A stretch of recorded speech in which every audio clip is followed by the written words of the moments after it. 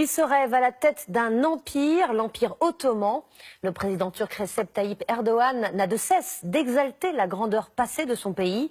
Pour cela, il multiplie les commémorations de victoires militaires.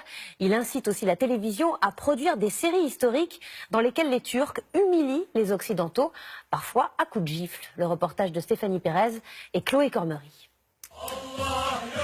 Il se voit en sultan du XXIe siècle, dans la lignée des grands califes ottomans. Recep Erdogan, au cœur de sa politique, la nostalgie de l'ex-empire et l'exaltation de sa puissance passée. N'oubliez pas, vous les jeunes, que notre pays faisait 1 800 000 km² et que nous avons perdu tellement de territoire que nous ne faisons plus que 800 000 km². Qu'étions-nous? Que sommes-nous devenus? À leur apogée au XVIIe siècle, les sultans régnaient sur un territoire jusqu'à 6 fois plus grand que l'actuelle Turquie. L'empire a été démantelé en 1923. Alors, pour glorifier ce prestigieux passé, l'État turc mise sur le petit écran avec cette série produite par la télé nationale. Le héros, le très autoritaire sultan Abdülhamid II. 33 ans de règne entre le 19e et le 20e siècle. Nous avons exceptionnellement été autorisés à entrer sur le plateau de ce feuilleton suivi par des millions de Turcs. Tu dois être plus convaincant là. Une fiction qui revisite le passé à la lueur du présent, en mettant en exergue les valeurs conservatrices du président Erdogan. Ainsi, le sultan très croyant convoque l'ambassadeur de France pour le sermonner. Une pièce de théâtre caricaturant l'islam a été montée à Paris.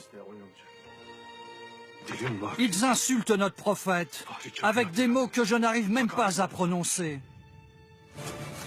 Ou alors, dans cette scène spectaculaire, Abdülhamid gifle l'ambassadeur anglais après un différend sur des affaires.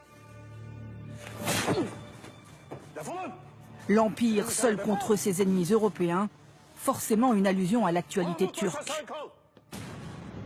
Plus qu'un divertissement, cette série, c'est aussi un subtil organe de communication du pouvoir. À plusieurs reprises, dans ses discours, le président turc a loué la vision de l'histoire défendue par le feuilleton et encouragé le peuple turc à le regarder chaque semaine.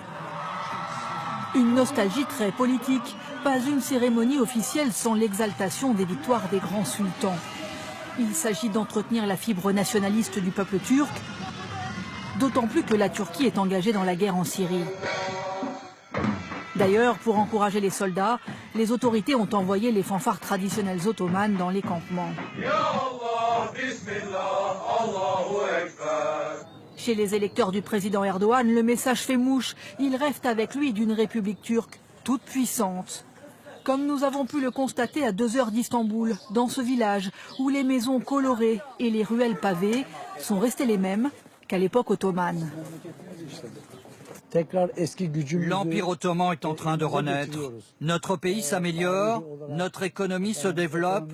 Je suis sûr que nous allons devenir un modèle, un exemple pour l'Europe, comme à l'époque de l'Empire.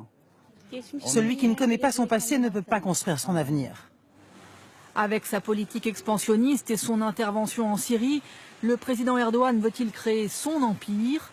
En tout cas, pour les opposants et certains historiens, cette nostalgie d'État est une instrumentalisation de l'histoire. Ça donne l'impression qu'il n'y a pas vraiment de vision du futur et que par conséquent on ne fait que ressasser des mythes et légendes du passé pour essayer de meubler un futur que l'on sent incertain. Quelle identité pour la Turquie? Impériale et nostalgique ou laïque et moderne? La question sera une nouvelle fois au cœur de l'élection présidentielle du 24 juin.